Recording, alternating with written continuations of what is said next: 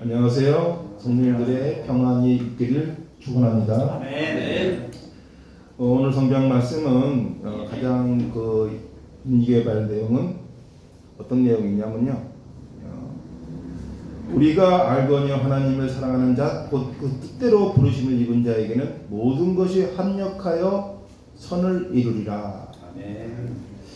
우리가 이 갈대가 약하지만 뭉치면 사람이 꺾기도 어렵다 그러지 않습니까? 개개인의 힘은 미약하지만 뭉치고 합하면 그 힘은 놀라울 정도로 커집니다. 우리가 많이 보셨다시피 개개인의 미약함은 우리 인간은 진짜로 미약한 존재입니다. 그렇지만 뭉치면 뭉칠수록 그 힘이 보여지죠. 근데 이 육신의 힘도 힘이지만 우리 영적인 힘도 마찬가지입니다. 우리가 굉장히 갈급하고 갈구하는 그 힘이 모여서 이루어지는데요. 우리가 이 고통과 시련이 올 때 우리는 더 담대해지고 하나님을 갈급하게 됩니다. 우리가 이 평안하고 평화롭고 여유로울 때는 하나님의 능력보다는 내 능력이 아닌가 하고 기웃거리게 됩니다. 근데 어려운 일이 생기면 그때 이제 하나님 찾죠. 제가 사업을 하면서 사업에 고비를 맞은 적이 있어요. 사람이 있다가 없이 사는 굉장히 불편합니다. 없다가 있는 거는 굉장히 편하죠. 모든 게 편합니다. 근데 있다가 없으면 굉장히 모든 것이 불편하죠. 심지어는 남이 나를 조롱한다, 무시한다라고 생각이 듭니다. 저도 사업을 하면서 굉장히 어려운 일을 겪었어요. 근데 제가 어릴 때 좀 기이한 사람이다 보니까 제가 이렇게 귀신을 보는 능력이 있었어요. 이렇게 사람을 보면은 사람이 귀신이 다 보이는 거예요. 그러니까 이 정신이 온전한 사람이 살 수가 없죠. 그러다 보니까 그때 당시 때 침술도 배우고 영약도 배우고 체면술, 독심술 등등을 18, 19살 때 배웠습니다. 그러다 보니까 저의 어떤 그런 요새 말하는 신기라고 그러죠. 그것이 저에게 굉장히 힘든 삶을 살게 되다 보니까 어떻게든지 이 신기를 없애야 된다 방법이 이 속물들과 같이 사는 거다 해서 20살 때부터 이제 사업을 시작을 했습니다. 그러니까 20살 전에는 제가 좀 기인에 속하는 총각도사였어요. 그렇게 이제 사업을 시작을 했는데 한 40대에 굉장히 시련이 한번 사업적으로 왔어요. 근데 제가 그때 당시에는 제가 천주교 신자였기 때문에 우체부 신자라고, 제가 천주교 20년을 다녔지만 우체부 신자입니다. 근데 이렇게 사업적으로 어려움이 왔을 때 미래가 궁금하더라고요. 내 미래는 어떻게 될까? 이거는 망할까? 이제 더 이상 내가 이제 운빨이 다 됐나? 이런 갈등이 올 때 미아리가 생각나더라고요.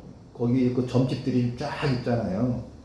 거기 보살들이 많잖아요. 그래서 점집에 가서 내 미래를 봐야 되겠다. 어떤 거냐면 제가 수십억을 받아야 될 게 있는데 그걸 못 받고 있어서 어려웠기 때문에 그 돈을 받을 수 있을까, 받을 수 없을까, 그것도 좀 궁금하고, 또 내가 앞으로 못 받게 되면 어떤 인생을 살까 라는 또 이 두려움도 있어서 제가 천주교 하나님을 믿는 신자이지만 미아리를 갔습니다. 미아리에서도 최고로 잘 나간다는 점쟁이 집을 갔어요. 골목을 들어가니까 안쪽에 있더라고요. 그래서 이제 이 보살집에 무당집에 썩 들어갔더니 무당이 저를 보더니 왜 왔니? 아니 전집에 전 보러 왔지 왜 온다는 게 말이 안 되잖아요. 그래서 왜 왔느냐 그래서 아니 전 보러 왔지 뭘 왜 왔냐 그러더니 아니 나보다 더 잘 보는 사람이 왜 나한테 점을 보러 와 그러는 거예요. 그래서 뭔 소리지? 아니 나는 점쟁이가 아닌데 무슨 소리를 하냐 했더니 아니 나보다 더 큰 귀신을 안고 있구만 그러는 거예요. 그래서 쓸데없는 소리 하지 마시고 내 점을 좀 봐달라 했더니 당신은 내가 볼 점이 아니되는 거예요. 그래서 좀 황당해서 이게 왜 그러지? 그랬더니 이 무당이 하는 얘기가 그냥 복채나 주고 그냥 가셔 그러는 거예요. 아니 내가 궁금한 거를 대답을 해줘야지 복채만 주고 가라고 하면 되냐 그랬더니 당신은 내가 볼 저기 상이 아니니까 그냥 복채만 주고 가라 그러더라고요. 그래서 그래도 한마디만 해라. 10만 원 복채 주고 할 테니까 그랬더니 당신은 큰 귀신을 모시고 있으니 그 큰 귀신한테 답을 구하라 그러더라고요. 저는 그때 당시 때 그 큰 귀신이라 하면 예수님이 아닌 줄 알고 그냥 어떤 큰 모르는 귀신이 제 곁에 있다 생각을 했었어요. 왜 그런 생각을 가졌냐면 그 무당을 만나가기 전에 제가 28살 때 가든을 운영을 했었거든요. 가든을 운영할 때도 이런 비슷한 일이 있어요. 왜냐면 제가 가든을 한 2년을 운영하다가 노래방이 붐을 일었어요.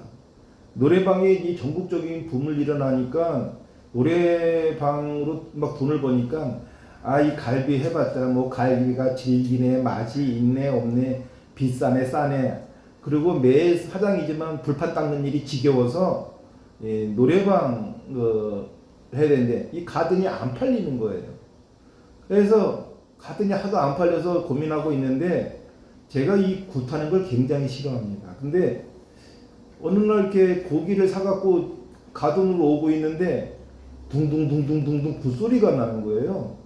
그래서 이거 어디서 굿하나 했더니 바로 우리 가든에서 굿을 하고 있는 거예요. 어머니가 이 가게 좀 빨리 팔아달라고 무당을 불러서 굿을 하고 있는 거예요. 그래서 제가 갔더니 안에 굿판이 벌어졌더라고요. 어머니가 가게 좀 우리 막내 아들 가게 좀 빨리 팔아달라고 무당을 부르는 거예요. 그래서 이제 갔더니 우리 어머니가 그 무당한테 여기 사장 왔어. 그래서 무당한테 날 소개하니까 이 무당이 날 딱 보더니 아니 이렇게 큰 귀신이 있는데 내가 무슨 굿을 해하고 굿을 하다가 말고 그냥 싸갖고 갔어요. 그런 일이 28살에 벌어졌는데 41살에 또 똑같이 미아리 유명한 점집을 갔더니 이 점쟁이가 내 점을 봐주질 않는 거예요. 근데 저에게는 이상하고 묘하지만 아직도 그 신기라면 신기가 빠지지 않은 게 뭐냐면 저는 무당을 보면 진짜 무당과 가짜 무당을 구별할 수 있습니다. 그건 뭐냐면 진짜 무당은요 제가 볼 수 있어요. 가짜 무당도 제가 볼 수 있어요. 뭐냐 제 몸에서 전율이 흘러요. 이게 기운이 있잖아요. 음산한 기운이라는 거 있잖아요. 그 음산한 기운이 저한테는 이 진절이라고 하시죠. 몸이 진절이 나는 거. 그게 그냥 자르르르 옵니다. 그래서 진절이가 나는 그런 게 제 몸에 있는데 그게 이제 그 귀신의 기운을 보면은 그런 진절이가 나요. 근데 그거는 지금 60이 넘어서도 안 바뀌고 있습니다. 지금도 이 귀신을 봐요. 근데 그때가 한 25년 전에 그 무당이 한 얘기 큰 귀신을 모신다라는 얘기를 큰 귀신이 제게 있다 했는데 저는 그 큰 귀신을 그냥 잡기 중에 큰 귀신이라 생각했어요. 그렇게 살아왔을 수밖에 없는 게 제가 신앙심이 두텁지가 않았거든요. 그냥 주일날 성당을 가는 거는 그냥 그 외제차에 아이들 데리고 그냥 폼 재고 가는 거였지 진짜 하나님의 영접을 하려고 가는 거는 아니었기 때문에 저는 또 그래서 제가 제 몸에 붙은 귀신은 그냥 큰 귀신이다 이런 잡귀신이다 이런 생각만 하고 있었어요. 그런데 제가 이 신학을 공부하고 느끼면서 내 몸에 있는 그 큰 귀신, 그 유명한 무당이 말한 그 큰 귀신이라는 게 하나님이구나. 제 몸에 저도 모르게 성령이 임재되어 있구나. 저는 그거를 제 삶을 쭉 보니까 그렇더라고요. 이 도곡동 성당에서 이 평신도는 올라갈 수 없는 강대단에 평신도로 올라가서 신부님 대신 강론을 한 것도 그렇고 척추암으로 종양제거 수술해서 하반신 마비가 됐음에도 불구하고 이렇게 사장만 할 수 있게 은혜롭게 사는 것도 그렇고 척추를 한 번도 아니고 3번째 쓰면 거의 뭐 삶에 그렇게 평화롭지가 못하죠. 근데 저는 그럼으로써 더 저도 모르게 하나님이 저를 엄청나게 사랑하신다는 걸 생각하고 있습니다. 이 삶 자체가 감사하죠. 이 바울이, 저도 이 천주교 세례명이, 천주교에서는 바울이라고 합니다. 기독교에서는 바울이라고 그러지만 제가 세례명이 바울이에요. 근데 세례명을 그때 당시 신부님이 세례명 잘 정하라 그러더라고요. 세례명대로 인생 산다 그러더라고요. 그러니까 저는 그 바울이 그때 당시 때 바울 2세가 교황이었기 때문에 나는 뭣도 모르고 그냥 바울로 해달라고 했어요. 근데 나중에 바울대로 인생 산다는 걸까 얘기하니까 제가 진짜 이 세례명 받고 나서 전 세계를 돌아다니고, 역마살이 꼈다고 그러죠. 전 세계를 돌아다니고 아까 한방까지 가보게 되더라고요. 제가 이 바울의 삶하고 좀 짝퉁 바울의 삶을 살고 있는 것 같아요. 그리고 결국은 바울처럼 저도 지금 이 강대단에 위에 서 있어요. 저는 짝퉁 바울입니다. 그런 삶을 사는 것과 은혜인 거죠. 근데 바울도 이 가시가 이 몸에서 굉장한 고통을 느끼고 살지 않았습니까? 근데 매일 이 통증에 살고 있는 것처럼 저도 마찬가지로 신경 통증으로 매일 살고 있어요. 너무너무 아파서 제 소원이 뭐냐? 편하게 한번 잠 좀 잡았으면. 편하게, 진짜 고통 없이 편하게 한번 잡았으니 제 소원입니다. 교회가 크게 부흥하는 거는 뭐 영적이라고 하지만 제 인간 차병이라는 사람은 그냥 저녁에 편하게 한번 잠 좀 잡았으면. 그게 것처럼 늘 하나님께, 하나님 저는 이 고통을 언제 안 아프게 해주실 겁니까? 그러면 응답이 와요. 너 그거 안 아프게 하면 너 하나님 안 믿는다. 우리가 고통과 시련이 있어야 하나님을 찾지 않습니까? 지금 어렵고 힘든 일들이 닥치고 있을 수도 있는 성도분도 있을 거예요. 근데 그 어려움은 은혜입니다. 우리는 하나님이 그 문제를 해결해 주시는 분이 아니에요. 그 어려움을 버틸 수 있는 용기를 주시는 거예요.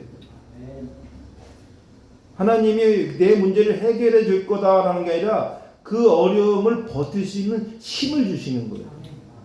그러다 보면 그 문제가 어느 순간 서술아지게 해결이 됩니다. 우리가 어떤 고통이 왔을 때 죽고 싶을 정도로 괴로울 때가 있어요. 그러면 죽어야죠. 근데 옆에서 볼 때는 어떤 사람은 저것 가지고 죽어 그런 사람이 있잖아요. 근데 어떤 사람은 당사자는 말도 못하게 해놓은 거죠. 뭐냐, 남의 허벅지에 칼이 찔린 것보다 내 손톱에 가시가 더 아픈 거 아닙니까? 그건 남 얘기거든요. 남 얘기는 말하기 쉬워요. 내 얘기하고 남이 다르잖아요. 그래서 제가 늘 말씀하는 게 내 기준으로 상대를 평가하지 말아라. 내가 알고 있는 지식, 그 알량한 지식을 가지고 상대를 평가하지 말아야 된다는 거죠. 우리가 이 성도 간에서도 그런 게 있어요. 제가 늘 그래요. 성도들 간에 가리키려고 하지 마라. 이 충고라는 거는요, 받아들인 사람의 자세가 돼 있어야 충고예요. 받아들인 사람의 자세가 안 돼 있으면 그거는 비아냥입니다. 조롱입니다. 너 그딴 것도 몰라? 이렇게 되는 거예요. 그러니까 충고를 받아줄 수 있는 자세가 돼 있지 않음에도 불구하고 자기가 많이 안다, 자기가 예지력이 뛰어나다는 생각에 상대를 가리키려고 해요. 우리 부부지간에도 그렇잖아요. 내가 너에게 사랑을 줬는데 왜 너는 내가 준 만큼 사랑을 하지 않느냐. 그것처럼 착각이 없어요. 왜냐하면 나는 상대에게 열을 줬어도 받는 사람이 하나면 하나 준 겁니다. 내가 사랑을 열을 줬는데 받는 사람이 하나라고 하면 하나인 거예요. 열이 아니에요. 상대가 나에게 하나를 줬는데 내가 열이라 생각하면 열인 겁니다. 그래서 나쁜 남자 드라마 같이 그 나쁜 남자가 뭐냐, 하나를 줬는데 받는 여자는 열이라고 생각하는 거예요. 마찬가지로 우리가 성도 간에도 이 충고를 받아들이려 마음이 자세가 안 돼 있으면 안 해야 되는데 하는 건 뭐예요? 착각이고 교만이에요. 저 사람이 내 말귀 들으려고 하지 않는데 왜 듣냐고. 제가 그 이 목회를 하는데 요번에 좀 시험이 왔어요. 아, 내가 목회 더 해야 되나 하는 생각이 들었어요. 왜냐면 설교 시간에 그렇게만 얘기했는데 상대를 예수님처럼 보라 했는데 예수님으로 보는 게 아니라 뭐 자기의 가르침의 대상 아니면 상대는 못났고 나는 잘났다 이런 식으로 제가 설교 시간에 누차 얘기함에도 불구하고 하나도 제 설교발에 듣지 않고 또 뭐 이 뭐 봉사하는 부분에 있어서도 제가 얘기하는 부분하고 전혀 다른 식으로 곡해하고 해석을 하는 걸 보고 아, 내가 이거 뭐 어차피 70이면은 이제 이 은퇴하는 건데 70도 안 된다는 조기 은퇴해야 되는 거 아닌가라는 생각도 들었습니다. 저는 제가 늘 기도합니다. 우리 성도들이 평안해지시길, 우리 성도 여러분들이 잘 사시길, 또 금전적으로도 물질적으로도 어려움이 없으시기를 기도합니다. 그런 상황이 되면은 누구에게도 충고할 일이 없겠죠. 우리가 로또를 맞았다고 생각해 보세요. 오늘 로또를 딱 방금 맞았어. 근데 옆에 있는 애가 야 이 새끼하고 욕을 해. 그 욕 소리가 어떻게 들리겠어요? 기분 나쁘게 들리겠어요? 아니죠. 노래 소리로 아마 들릴 겁니다. 내가 마음이 평안해야 되는 거예요. 내가 마음이 불편하면요, 충고도 조롱으로 들리고 비아냥으로 들리는 거예요. 내 마음이 평안을 강구해야 됩니다. 하나 우리가 교회에 나오는 이유는 평안의 안식을 위해서예요. 근데 이 교회에서 와서만큼도 평안하지 못함을 한다면 기도빨이 안 든 거예요. 기도를 잘못하고 계신 거죠. 그래서 제가 이 목회를 내 설교빨이 안 들으니 목회를 그만해야 되지 않을까, 조기 졸업을 해야 되지 않을까 생각도 했습니다. 제가 기도를 하면서 성도 여러분들이 우리가 이 인원수가 적어도 좀 좋다. 단단한 교인들을 원한다. 신앙심이 아주 성령이 임재돼서 진짜 내 귀한 것을 내놔도 전혀 아깝지 않은 사람들이 됐으면 좋겠다. 성도 여러분, 저희가 아까 말씀드렸다시피 아주 신기가 있는 사람입니다. 성도 여러분 중에 귀신 볼 줄 아는 사람 있어요? 없잖아. 제가 그런 사람이에요. 그러면 제가 저 사람들이 이렇게 보면은 그걸 뭐라 그러냐면 마귀가 들었다고 그래요. 순간적으로 마귀가 들어오는 거예요. 순간적으로 마귀가 들어와서 충고가 비아냥으로 들리는 거예요. 순간적으로 마귀가 들어와서 내 충고를 과시하는 거예요. 절대 그런 삶을 살지 마세요. 그러면 그게 뭐냐? 나만 괴로운 거예요. 누가 누구를 엄청 미워하면 미운 놈만 괴롭지 미움 받는 놈은 제가 나 좀 싫어하나 보네 이 정도예요. 뭐 미움 받는 놈이 막 제가 나 미워해서 나 괴로워 죽을 것 같아 이런 사람은 없어요. 미워하는 애만 그냥 저 쳐 죽이고 싶은 거지. 그렇지 않습니까? 그러니까 미워하는 것처럼 어리석은 게 없다. 교회에 와서 저는 교회가 로또 맞는 곳이라고 생각해요. 로또도 이번 로또가 당첨금이 컸어요. 맨날 10억대였는데 이번에 40몇 억대로 당첨금이 커졌어요. 6명이 붙었기 때문에 그래요. 근데 한 명이 붙으면 거의 뭐 500억대입니다. 그전에 한번 있었죠. 근데 이 로또 맞는 이 교회에 오는 거는 로또 맞으러 오는 거예요. 교회에 오는 게 로또 맞으러 오는 겁니다. 왜냐면 마음의 평강을 얻으면 그보다 더한 로또가 어디 있습니까? 돈이 있어도 맨날 형제지간에 지고 볶고 싸우고 부부지간에 니탓 내탓 따지고 형제지간에 재산으로 싸우고 있으면 그 돈이 억만금이 있어도 그게 뭐가 소용이겠어. 아무리 유명하게 이 재산이 많아도 그게 다 무슨 소용이 있겠어요. 마음이 괴로운데. 그러니 이 교회에 오는 거는 평강을 얻기 위해서 오시는 거예요.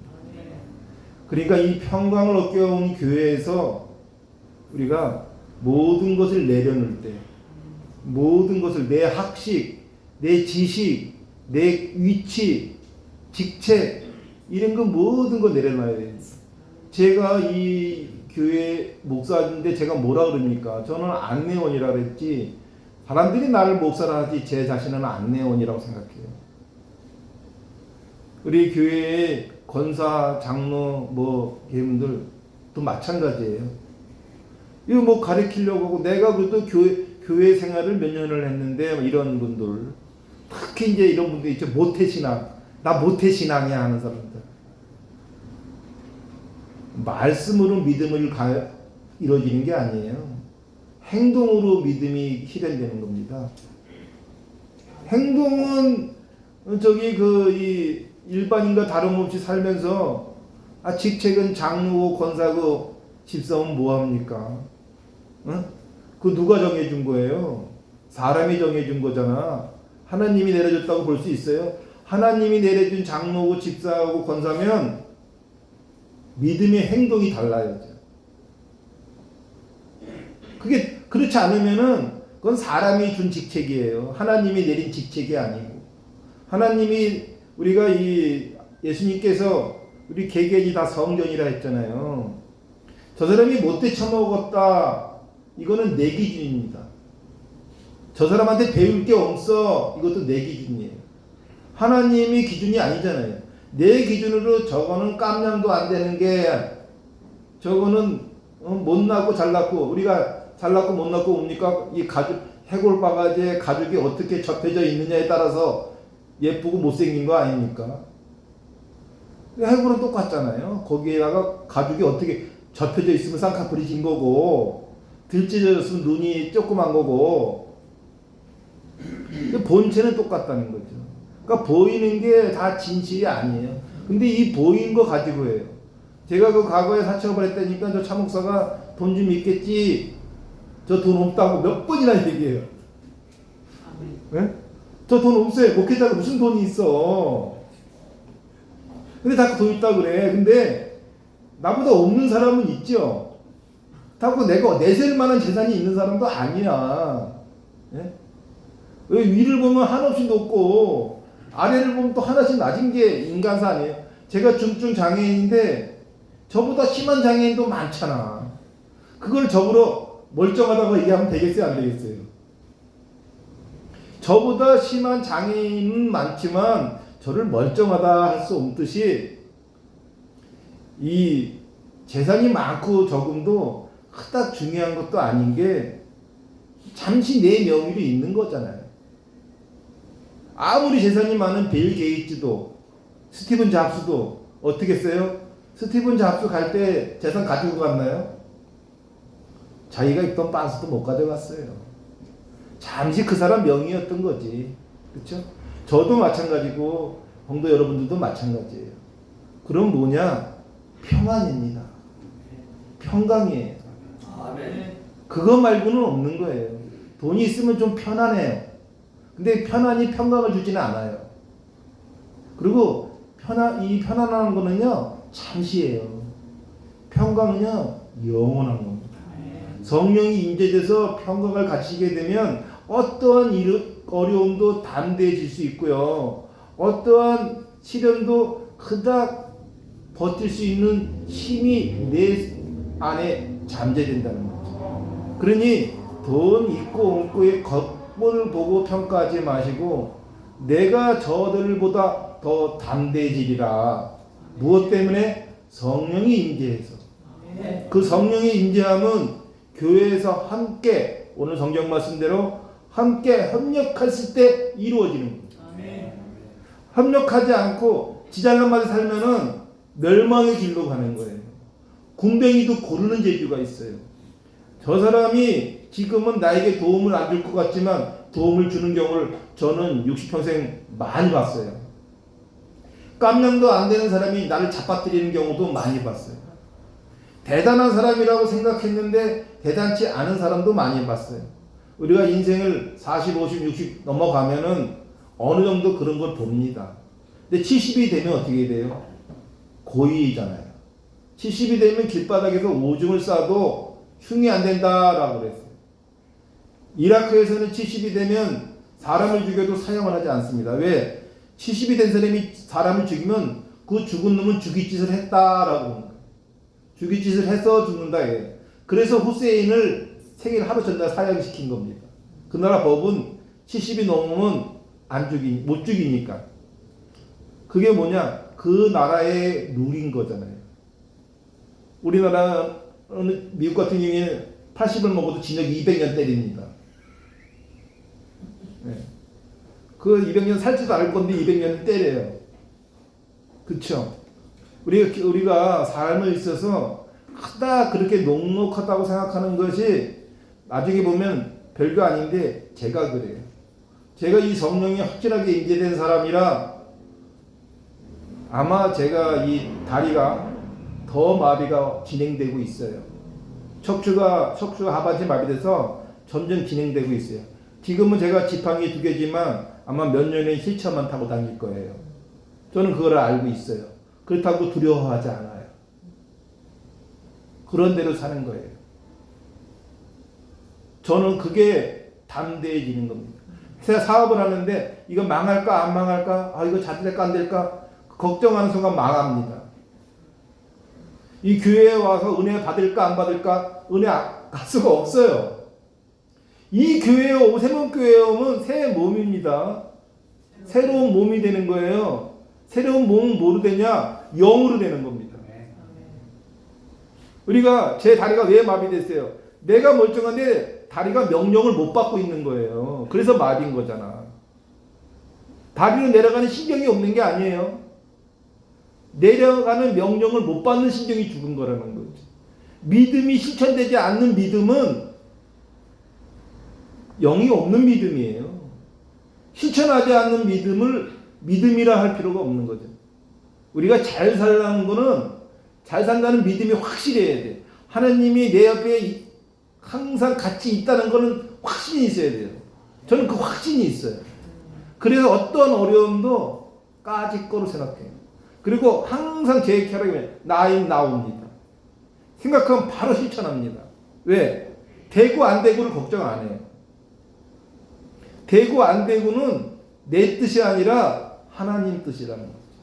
성도 여러분, 힘을 내시고 성령이 임재되어 있음을 믿으셔야 됩니다. 그 믿음은 실천할 때만이 이루어진다는 걸 잊지 마시고 성공 여러분의 모두의 평안이 축복되시기를 축원합니다. 아멘.